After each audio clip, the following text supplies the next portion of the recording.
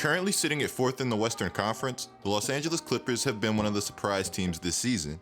And I'm not saying they've been bad by any means, but they haven't exactly been the dominant Clippers that everybody expected them to be.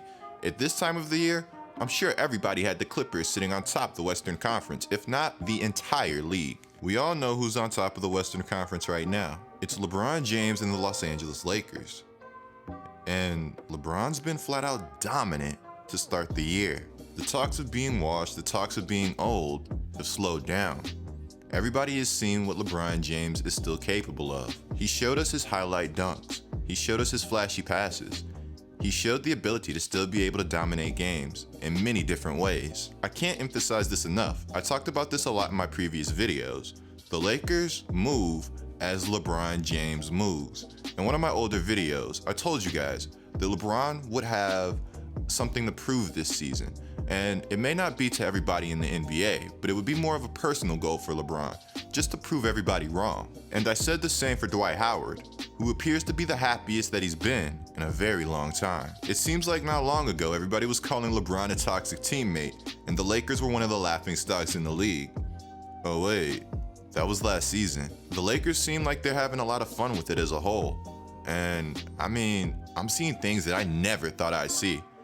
I'm talking about like Danny Green putback dunks. And that's not to say that Danny Green's never had a putback dunk in his career before. I just never thought I'd see one this season. And apparently neither did the NBA. To be honest, I didn't go into this expecting to turn this into a Los Angeles Lakers versus Los Angeles Clippers thing. But honestly, it seems like that's the way the West is headed. And of course, I haven't forgot about my guy holding it down in Houston, James Harden, along with the Brody Russell Westbrook. Those guys have looked spectacular this season. As a matter of fact, Harden's putting up almost 40 points a game, and the Rockets are currently second in the Western Conference. Right now in the comments below, I want to know who you guys think is coming out of the Western Conference. I want to know who you guys think is going to represent the Western Conference in the finals, and I also want to know who you guys think is going to have the best regular season record.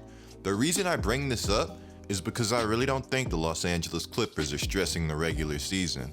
And of course, I really don't think the Lakers are either, but the Clippers have been more open in not stressing the regular season. We all know about Kawhi and the load management, and I'm going to go more in depth about that in just a second.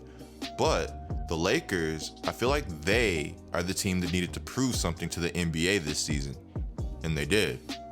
So far, at least. It's a long season, and time will be the telling tale. But with the Los Angeles Lakers, I'm a little confused because LeBron has openly been against load managing. And of course, so is Kobe Bryant and a few other older players or players from the older generations. I mean, even Anthony Davis is against it, and so are some other players. And when I say against it, I just mean that they won't do it. I'm sure they understand it and all of that stuff, but still, you figure LeBron would be the perfect candidate for this. And if the Lakers really do jump out and demand the Western Conference as the season goes on, why would the Lakers not want to have LeBron somewhat rested for the playoffs? I feel like we're getting playoff LeBron right now, and that's somewhat scary. I know he still has another level to go, but I just feel like he stepped his game up earlier in the season than usual. This season is going to be interesting, and with the Clippers being as deep and as good as they are, I wonder if they will continue to load manage later in the season when they may be more pressed for seeding. So this video, I'm going to talk to you a bit about Kawhi Leonard and Paul George, mainly Paul George, but also the rest of the Clippers. But before we go any further, be sure to subscribe and turn on notifications, guys. You won't want to miss another GETLIKECOOP video. And that's facts. I'm trying to get to 200,000 subscribers, guys, so I can go full time and bring you guys daily content. A huge amount of my views are from non-subscribed people, so just help me out. Be sure to subscribe, guys. I am also taking requests on videos you guys want to see down in the comments below. I posted something on my community tab that kind of gave you guys an overview of videos that are upcoming and what I want to do with my channel going forward. Everybody said they were fine with me doing a little more broader of an intro and talking about everything around the league, so I'm going to start doing that more. I mean, I have to show the small market some love too, right? I've also been thinking about face camming my videos in the future, but I'm also going to be streaming on YouNow.com/GETLIKECOOP. The link will be in the description. Be sure to follow me over there. I'm gonna be streaming Fortnite, 2K, whatever, talking basketball, whole bunch of things, guys. Everybody knows Paul George recently returned. And when Paul George returned, the Pelicans beat the Los Angeles Clippers.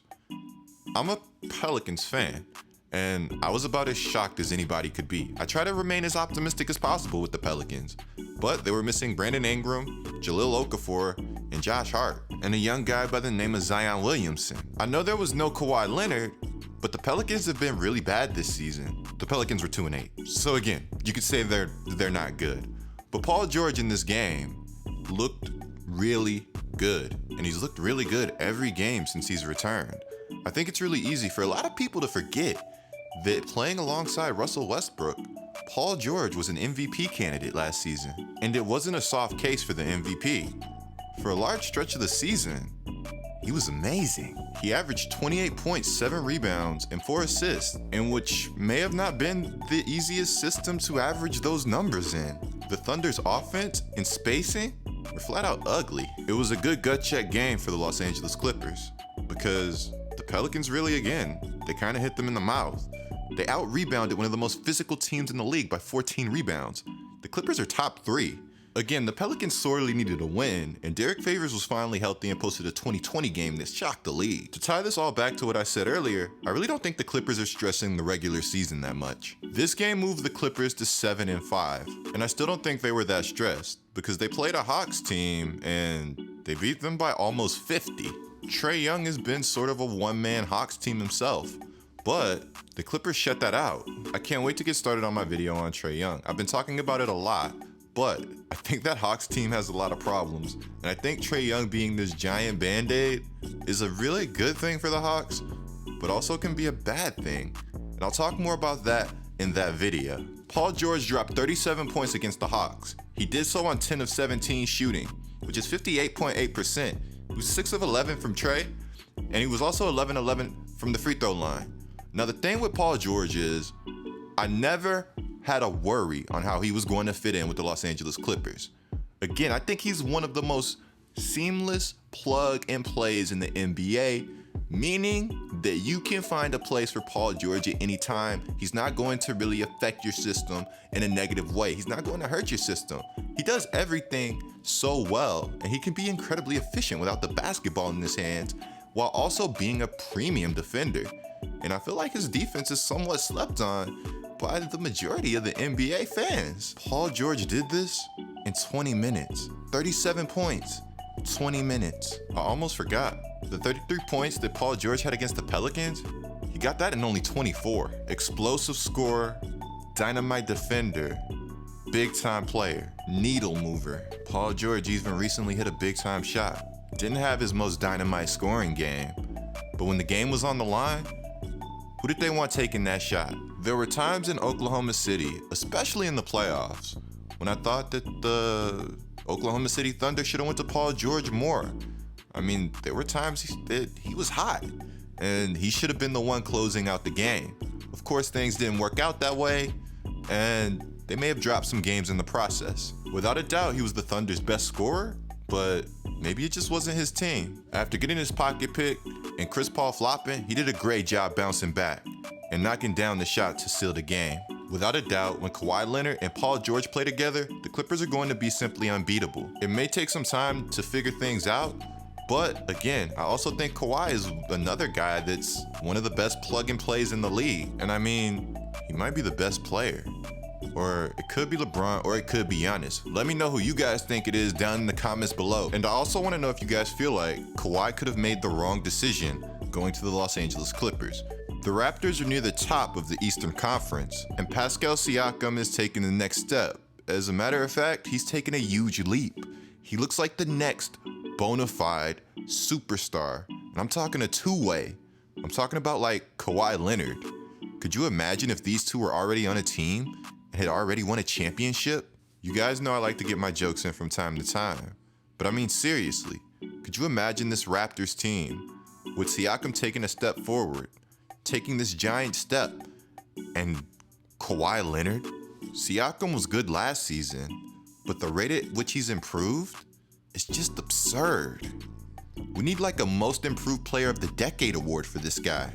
I mean, who knows? Maybe the East is a little weaker than the West. I mean, it has been that way for some time, right? You guys know I like to play the advocate sometime, and I still think the Clippers could be the team to beat coming out of the West. It could be the Lakers, but I'm going to rock with the Houston Rockets. I mean, I do live in Houston, and Harden and the Brody, they're going to do something special this season. Book it. Let me know, again, who you guys have coming out of the Western Conference and who you think is going to be the regular season champs. Be sure to click the video on the screen right now, guys. It's me going over Damian Lillard and Carmelo Anthony. That signing is huge. You won't want to miss it. I'm GETLIKECOOP. Subscribe, notice on, and I'm out.